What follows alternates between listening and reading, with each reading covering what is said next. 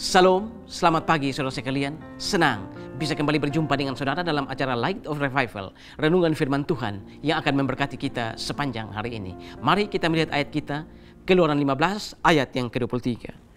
Sampailah mereka ke Mara, tetapi mereka tidak dapat meminum air yang di Mara itu, karena pahit rasanya.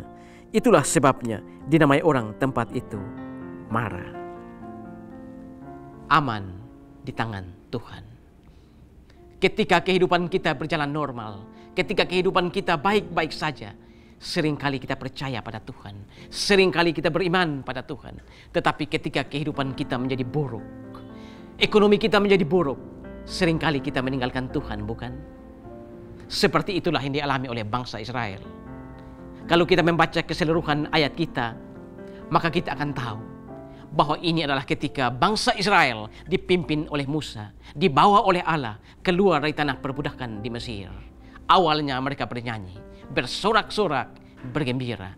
Tetapi ketika mereka tiba di padang gurun Sur, ketika mereka kehabisan air, kerongkongan mereka mulai tercekik, anak-anak mulai menangis karena kehabisan air.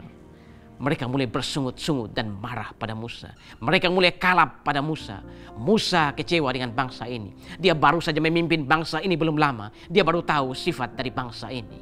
Musa kemudian berseru-seru kepada Tuhan.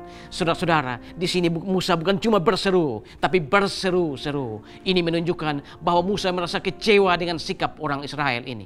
Padahal, saudara, mereka baru melihat 10 tulah yang dibuat oleh Tuhan di Mesir.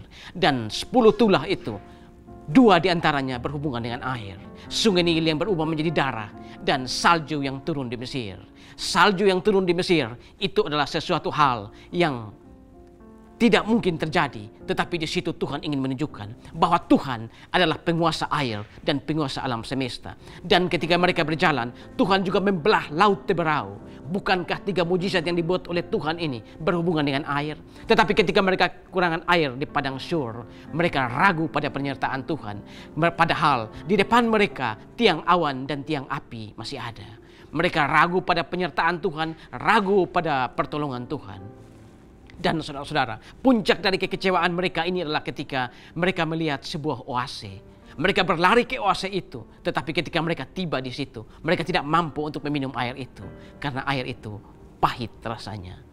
Tuhan lalu menunjukkan sebuah kayu kepada Musa. Musa lalu melemparkan kayu itu ke dalam air itu. Dan air itu menjadi berubah menjadi air yang manis. Mereka minum sepuas-puasnya. Sesudah itu Tuhan memberi ketetapan-ketetapan dan perintah-perintahnya kepada mereka. Jikalau kamu menuruti ketetapan-ketetapan dan perintah-perintahku, maka aku tidak akan menimpakan malapetaka apapun yang pernah kutimpakan kepada orang-orang di Mesir. Saudara-saudara, di sini kita bisa belajar satu hal, bahwa mujizat tidak selamanya membuat orang lebih percaya kepada Tuhan. Saudara, ketika kita mengalami masalah, kita mengalami problem keuangan, ekonomi, rumah tangga, atau masalah-masalah yang lain, kita berdoa pada Tuhan, memohon mujizat pada Tuhan. Dan ketika kita mendapatkan mujizat, kita bersyukur, bukan? Kita berterima kasih, bukan? Tetapi sebenarnya kita berdoa, kita meminta, kita hanya meminta mujizat itu, dan kita tidak peduli pada si pembuat mujizat itu. Saudara-saudara, kisah ini kemudian ditutup bahwa akhirnya mereka tiba di Elim. Di sana ada 12 mata air dan 70 pohon kurma. Saudara-saudara, ketika mereka tiba di Elim, tentulah bangsa Israel merasa sangat malu. Karena apa, saudara? Karena jarak antara Mara, tempat mereka bersungut-sungut tadi, dengan Elim hanya berjarak 11 km. Di sini, saudara, sebenarnya Tuhan ingin menunjukkan kepada mereka, sebenarnya Tuhan ingin mengatakan kepada mereka bahwa pencobaan-pencobaan yang kamu alami adalah pencobaan-pencobaan biasa.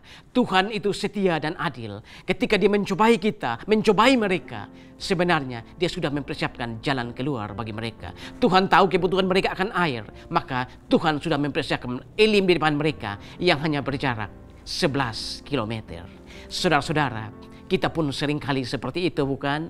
Seringkali ketika kita ada dalam kesulitan, ada dalam persoalan, ada dalam hal-hal buruk, kita tidak lagi percaya pada penyertaan Tuhan. Tetapi ketika hidup kita baik-baik saja, ketika keadaan ekonomi kita baik, keadaan rumah tangga kita baik, kita melayani Tuhan dengan luar biasa. Taat pada Tuhan, beriman pada Tuhan. Tetapi ketika keadaan buruk, iman kita pun mulai goyah. Sebenarnya, saudara, kita harus belajar dari bangsa Israel ini. Dan kita tidak boleh menjadi seperti mereka. Kita harus percaya pada Tuhan. Seperti apapun kehidupan kita. Betapapun terjalnya kehidupan kita. Betapapun curamnya lembah kehidupan kita. Kita harus percaya bahwa Tuhan tetap memegang kita. Betapapun sulitnya kehidupan rumah tangga kita. Betapapun sulitnya ekonomi kita. Kita harus tetap percaya bahwa di tangan Tuhan, engkau dan aku aman. Mari kita berdoa. Tuhan, terima kasih untuk firman-Mu pagi hari ini. Kami belajar satu bagian dari bangsa Israel ketika mereka ada di padang Syur dan kehabisan air. Mereka tidak lagi percaya kepada Tuhan. Biarlah kami belajar dari kisah ini dan kami tidak boleh menjadi seperti mereka. Seperti apapun keadaan kami harus tetap percaya bahwa Tuhan tetap memegang kami.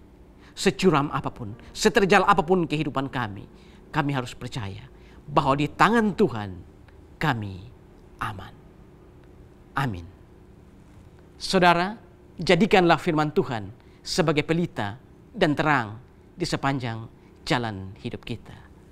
Tuhan memberkati kita semua.